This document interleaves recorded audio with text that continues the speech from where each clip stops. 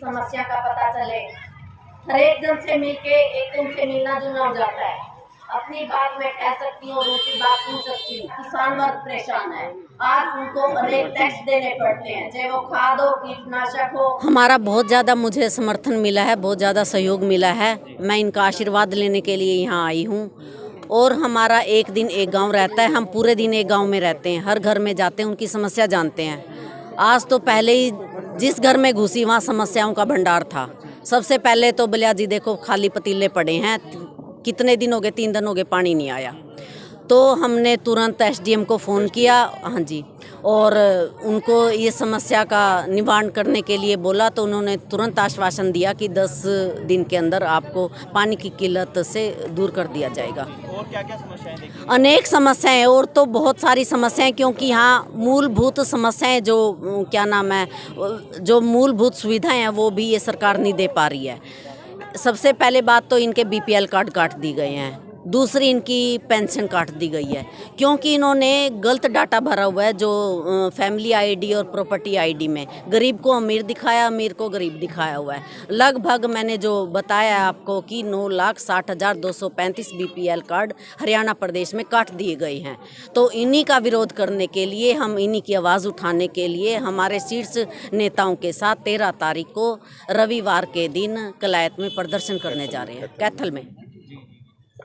वर्तमान में महिला विधायिका है जी। कलायत से, आप भी नेत्री हैं, कांग्रेस नेत्री, और आप पर भी कांग्रेस जो है टिकट का दाव खेल सकती है। जी। तो ऐसे में दोनों में पब्लिक क्या अंतर देख पाएगी, दोनों महिला नेत्रियों में? जी, मैं कहती हूँ कि काम का अंतर देख पा रही है मेन तो। एक तो आप उसी वक्त जाओ जब आपको टिकट मिल गई और आपको वोट लेना हो, उसी वक्त जाओ। वो क्या जानेंगे, क्या पहचानेंगे? चलो फिर भी उनको जनता ने जिताया है, उनको और सरकार ने मंत्री भी बनाया है। लेकिन मैं तो सैनिक की बेटी हूँ और सैनिक की पत्नी भी हूँ। मैं तो 9 साल से लगभग 10 साल होने को है मैं इस हलके में एक्टिव हूँ। कोरोना काल में भी मैंने इस हलके को नहीं छोड़ा। और अभी आप देख रहे हैं, अभी कोई इलेक्शन का टाइम नहीं है, कोई चुनाव प्रचार का टाइम नहीं है, लेकिन मैं अभी 1.5 साल पड़ा है विधानसभा के चुनाव का, लेकिन मैं कांग्रेस पार्टी को मजबूत करने के लिए हर घर में जाती हूँ। सुबह से शाम तक मैं एक दिन एक गांव में रहती हूँ, उनकी समस्याओं को देखती हूँ, उनकी समस्याओं को उठाती हूँ, और जो हमसे अभी इस लेवल पर हो पाता है तो वो हम इन समस्याओं का साथ के साथ समाधान भी कर देते हैं। और जो भी मिड डे मील वर्कर हैं, एक धरना तो उठता नहीं, दूसरे का प्रदर्शन शुरू हो जाता है। आज से आज जोड़ो अभियान का पड़ाव पिंजूपुरा पहुंचा है, क्या कुछ रिस्पॉन्स मिला है यहाँ से? रिस्पॉन्स बहुत भारी मिला है। आपने देखा होगा सैकड़ों की संख्या में साथी पहुंचे हैं, और इतना बढ़िया रिस्पॉन्स हर गांव में मैंने नहीं देखा। मतलब कि किसी भी गांव में मतलब कि कोई भीड़ की कमी रही है, अपार भीड़ रही है, अपार साथियों ने सहयोग दिया है, और सभी साथी बिल्कुल खुले दिल से हमारे साथ लगे हुए हैं। क्योंकि हम कोई वोट के नहीं आए, हम सिर्फ उनकी समस्याएं जानने, उनसे भाईचारा का सहयोग मांगने कि आप मिलजुल के रहो और आप एक साथ जुटकर अपना विकास करें, और हमारे को बताएं कि भाजपा की जो नकारात्मक नीतियों के कारण आज युवा सड़कों पर आया है, या जन समस्याएं सुविधाएँ ख़त्म हुई है। सरकार के रोड हैं, रोड नहीं है इस सरकार के अंदर, हल्के के अंदर पानी निकासी की समस्या, जल समस्या है, स्वास्थ्य समस्याएं हैं।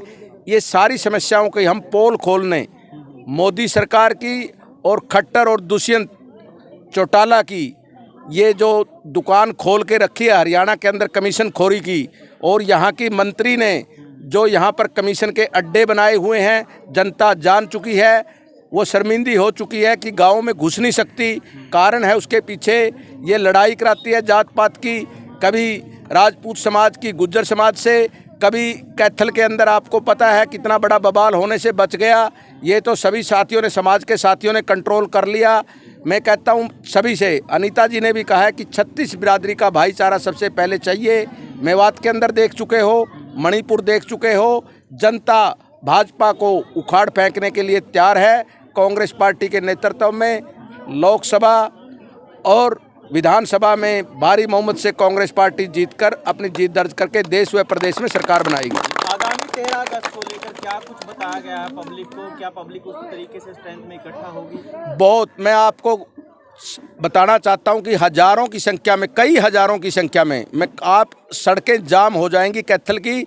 हमारे तीनों राष्ट्रीय नेता आ रहे हैं। हमारी माननीय छत्तीसगढ़ की प्रभारी आदरणीय बहन कुमारी शैलजा जी, जो पूर्व प्रदेशाध्यक्ष, पूर्व केंद्रीय मंत्री, और हमारे भाई वर्तमान सांसद, राज्यसभा सांसद और महासचिव कर्नाटका के प्रभारी भाई रणदीप सिंह सुरजेवाला जी, विपक्ष की पूर्व नेता विधानमंडल की और वर्तमान में विधायक किरण चौधरी जी, और उसके साथ ये हमारे बहादुर हमारे सरपंच साहब हैं बलवंत जी, सोनू जी, धर्मपाल जी, और ये सभी साथी महेंद्र जी और चाचा राजवीर जी जैसे जब पहुंचेंगे ना वहाँ पर, तो सड़कें ऑटोमेटिकली जाम हो जाएंगी कैथल की, और वहाँ पर हम बढ़िया प्रदर्शन।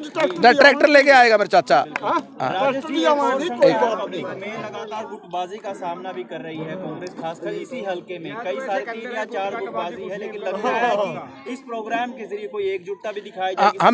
हमने एकजुटता का संदेश दे दिया। देखो एक बात बताता हूँ, सभी नेता कांग्रेस पार्टी को मजबूत कर रहे हैं, अपने ढंग से मजबूत कर रहे हैं। कांग्रेस पार्टी इतनी मजबूत होगी, विपक्ष ना, यहाँ पर सत्ता पक्ष वाले तो कुछ करते नहीं। कांग्रेस पार्टी एक्टिव है, इसलिए उनको एक जुमला छोड़ देते हैं कि कांग्रेस में फूट है। कांग्रेस में कोई फूट नहीं है। हर नेता अपने हिसाब से काम कर रहा है, और जो काम कर रहा है वो कांग्रेस को मजबूत कर रहा है। यदि कांग्रेस को कहीं खराब कर रहा है तो उसको भुगतना पड़ेगा भाई, हम तो नहीं भुगतेंगे।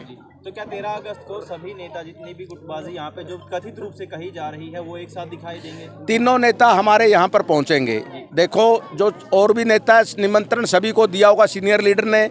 मैं तो देखो एक कार्यकर्ता हूँ, कांग्रेस का सिपाही हूँ, और अनीता जी भी एक अपनी कर्मठ कार्यकर्ता है। सभी साथी हम अवश्य पहुँचेंगे। हम अपनी गारंटी लेते हैं भाई, हम तो वहाँ अवश्य पहुँचकर उस प्रदर्शन में भारी से भारी भीड़ जाएगी। कलायत से गारंटी देता हूँ, हज़ारों की संख्या में आदमी पहुँचेंगे।